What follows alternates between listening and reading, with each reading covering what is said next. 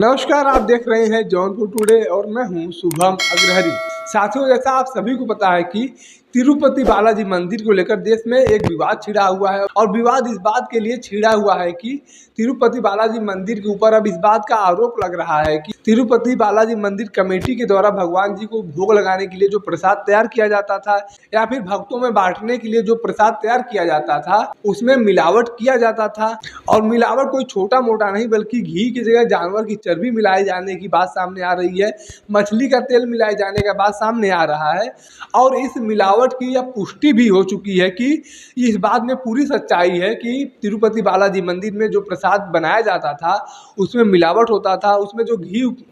उस प्रसाद को बनाने के लिए जो घी का उपयोग किया जाता था उसमें मिलावट होता था। उसमें घी की जगह जानवर की चर्बी होती थी, मछली का तेल होता था। और यही नहीं बल्कि इस बात की भी पुष्टि हो चुकी है कि उस घी में बीफ भी मिला होता था। और जब से मिलावट की पुष्टि हुई है और यह साबित हुआ है कि जो मिलावट की खबरें आ रही हैं वह सही हैं, तब से लगातार हिंदू धर्म के संतों के द्वारा विरोध किया जा रहा है और कहा जा रहा है कि तिरुपति बालाजी मंदिर के द्वारा अपना धर्म तो भ्रष्ट किया ही किया गया, सभी हिंदू जनमानस का भी धर्म भ्रष्ट कर दिया गया प्रसाद को खिलाकर। और जब से यह पूरा मामला सामने आया है तब से देश के सभी मंदिरों में निरीक्षण का कार्य भी शुरू हो चुका है। यहाँ अभी हाल ही के दिनों में काशी विश्वनाथ जी के प्रसाद गृह में भी निरीक्षण किया गया और वहाँ पर जो प्रसाद तैयार किया जाता है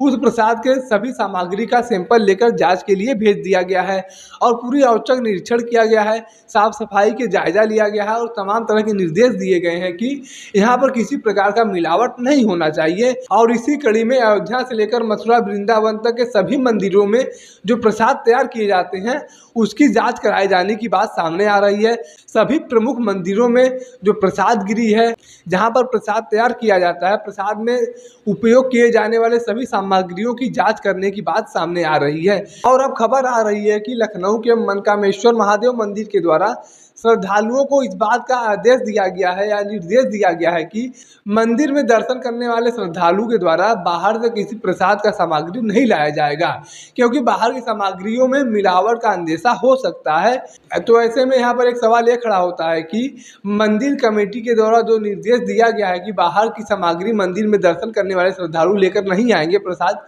जो चढ़ाना है वो बाहर से लेकर नहीं आएंगे, तो मंदिर के बाहर जो दुकानदार हैं उनकी रोजी रोटी मारी जाएगी। अगर दुकानदारों द्वारा बनाए गए किसी प्रसाद में मिलावट का अंदेशा होता है तो वहाँ पर मंदिर कमेटी को ये चाहिए कि वहाँ पर जो भी दुकानदार हैं उन सभी दुकानदारों के प्रसाद को FSSAI के द्वारा जांच कराया जाए और उस रिपोर्ट के आधार पर कार्रवाई किया जाए। अगर प्रसाद में मिलावट पाई जाती है दुकानदारों को सख्त निर्देश दिया जाए कि वह प्रसाद यहाँ पर नहीं बेचेंगे। लेकिन जब आप सीधे तौर पर ये कहते हैं कि मंदिर में बाहरी प्रसाद का चढ़ावा नहीं चढ़ाया जाएगा तो कहीं ना कहीं इसका बहुत बड़ा असर होगा वहाँ पर छोटे छोटे दुकानदारों के ऊपर, उनकी रोजी रोटी मारी जाएगी। होना ये चाहिए कि वहाँ पर जो भी FSSAI के अधिकारी हैं उनके